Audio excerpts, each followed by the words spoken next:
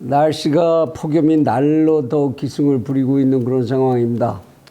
건강들 잘 지키고 계신지 모르겠습니다. 채널 24K 하석영의 단도직입을 시작을 합니다.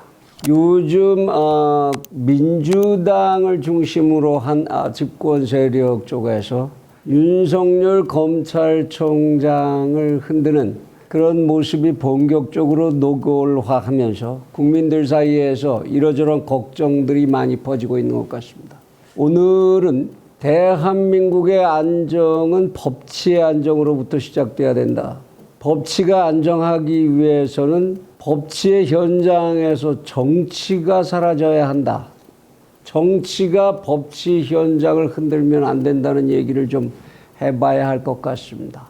윤석열 검찰총장은 아직도 임기 2년을 채우려면 한참 남은 그런 현직 검찰총장입니다. 이 윤석열 총장이 그동안에 집행해온 일들을 보면 현재 살아있는 권력, 이 권력들이 저질렀던 잘못, 그 범죄에 대해서 조금도 주저하는 모습 없이 꿋꿋하게 이 문제들을 파헤치고 그래서 검찰의 마지막 권한인 기소까지 가지고 가고 이렇게 행보를 꿋꿋하게 해왔다는 것. 그것이 아마 많은 국민들이 대체로 가지고 있는 인식일 겁니다. 그런데 이 시점에서 왜 윤석열을 나가라, 국회에서 이런 여당 의원들의 발언이 나오는지 참 이해할 수 없는 일이다. 더구나 현직 법무부 장관은 검찰에 의해서 지금 고발 사건이 수사 중에 있는 그런 말하자면 이제 곧 피의자가 돼야 할 신분, 그런 사람이기도 합니다. 수원지검의 사건이 배당되어서 곧 이제 수사를 받아야 할 입장인데 그러한 법무부 장관이 그 수사권을 지휘해야 할 검찰총장을 압박한다. 또는 현재 기소까지 되어 있는 국회의원들이 검찰총장을 노골적으로 겁박을 하고 나선다. 세계적으로도 사례가 있기 어렵고 뭐 제대로 된 나라에서 이런 일이 있을 수가 없지요. 웃음거리가 될 수 있는 이런 사건들이 아닌지 정말 그래서는 안 되는데 그런 생각이 듭니다.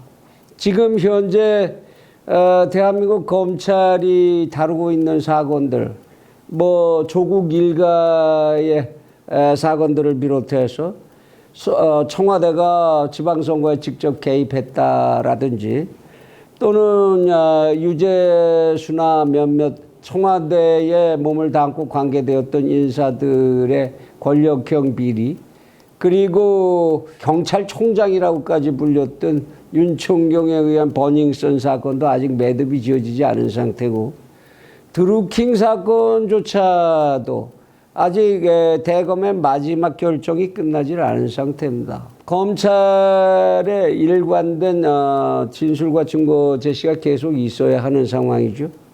게다가 돈에 관한 부정으로 일단 한 번은 문제 없다라고 이제 법원에서 판단을 받았다 하더라도 신라젠 사건도 끝난 것이 아니고 라임이라고 하는 이상한 이 금융거래 사건, 지금 이제 막 시작 단계, 본격적인 시작 단계로 들어가고 있습니다.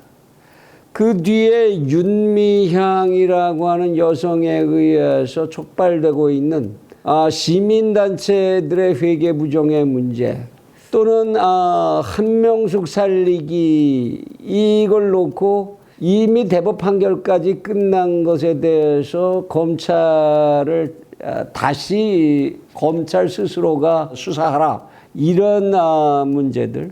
오고돈 부산시장의 사건은 아직 법정으로 끌려가는 과정이 아직 많이 남아있는 상태죠. 게다가 부정선거, 4월 15일에 총선에 대한 부정선거 시비는 각 선거구별로도 지금 고소고발이 많이 돼 있는 상태이려니와 지금 점점 더 그 의심하는 단체들의 세력이 커지면서 범국민적인 의혹 사건화하고 있는 상태입니다. 또 다수의 의원들이 여야 할 것 없이 연루되어 있는 지난 20대 국회 패스트트랙에서의 그런 물리적인 충돌의 사건들, 이런 것들도 전부 검찰이 지금 이 문제를 수사하고 있거나 또는 수사해야 하는 이런 사건들입니다. 엄청나게 많죠. 이 이외에도 엄청나게 많습니다. 이 사건들을 대강 들여다보면 전부 어느 쪽에 그 범죄 혐의가 씌워져 있느냐, 거의가 여권, 집권 세력 쪽에 혐의점이 많이 두어져 있는 이런 사건들입니다.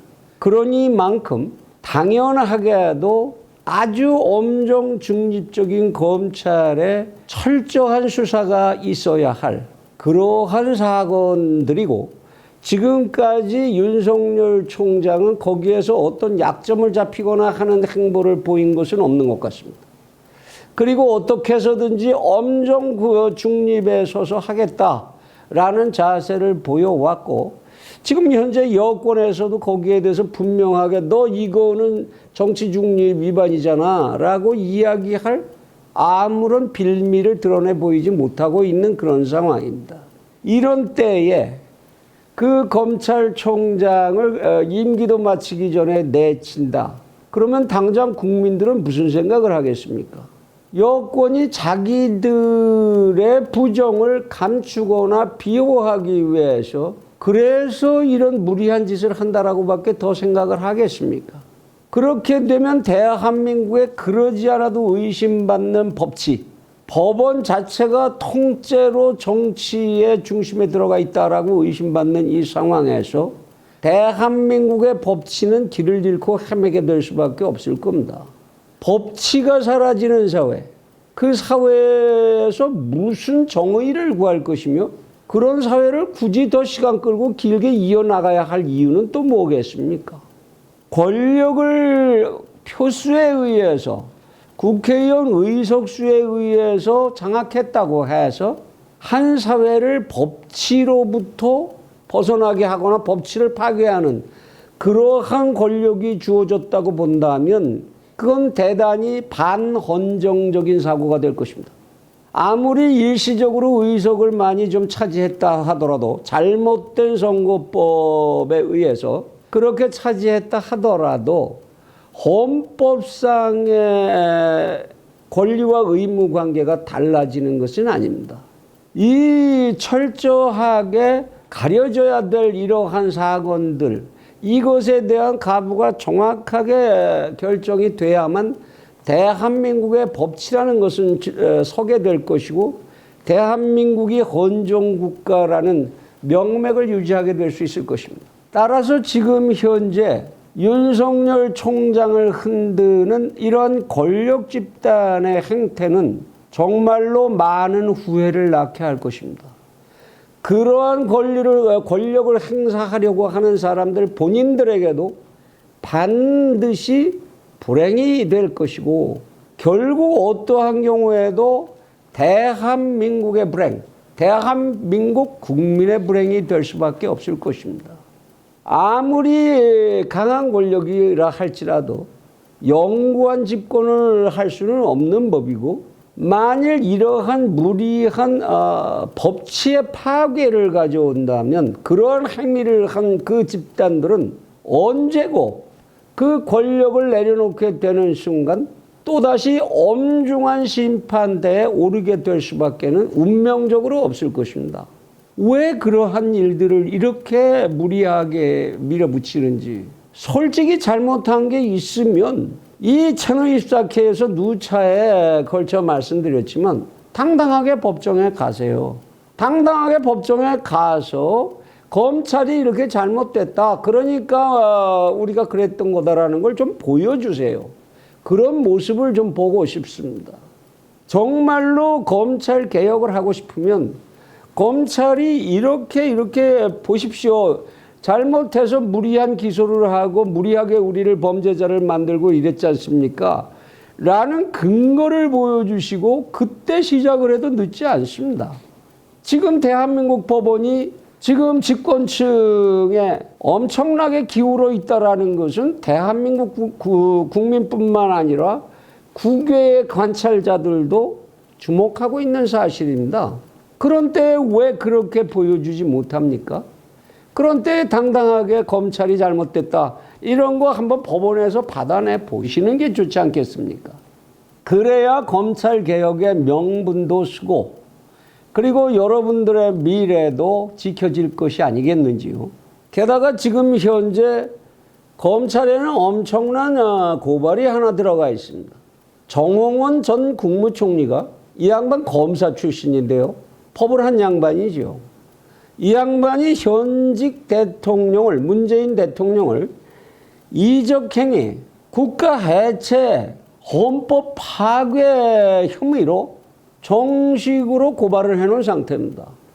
이 사건 그럼 검찰은 다루지 말아야 합니까? 이 사건을 다룰 수 있는 가장 적법하고 적격한 그런 검찰총장이 있다면 제가 보기에는 당연히 당당하게도 윤석열이에게 그래 그럼 이걸 당신이 다뤄봐라라고 해야 되겠네요.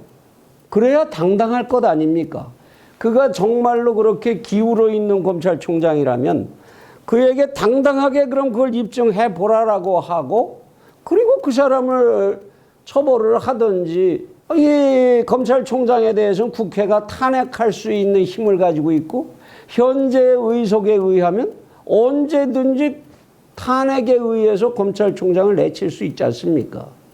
그가 그렇게 부당하게 기울은 법률 집행 행위를 한다면 그것으로 탄핵 사유를 삼고 그대로 탄핵을 하면 되지요.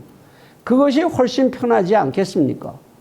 왜 이렇게 멀쩡하게 일하려고 애쓰는 대한민국의 공무원을 그가 바로 서야만 대한민국의 법치가 산다고 해서 임기까지 정해서 보장하는 공무원을 왜 이렇게 압박에 의해서 제거하려고 하십니까?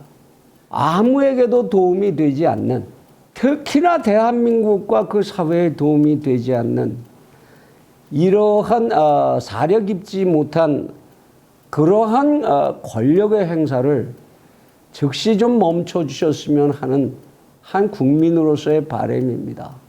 다시 강조합니다마는 법치가 서지 않는 사회는 더 이상 존속해야 할 가치가 없는 그런 사회라고 해야 할 것입니다.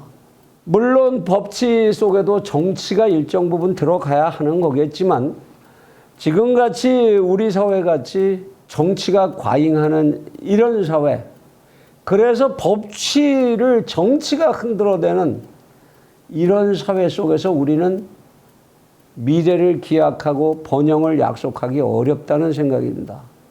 부디 권력 가지신 분들 좀 깊이 생각해 주시기를 삼가 당부드립니다. 감사합니다.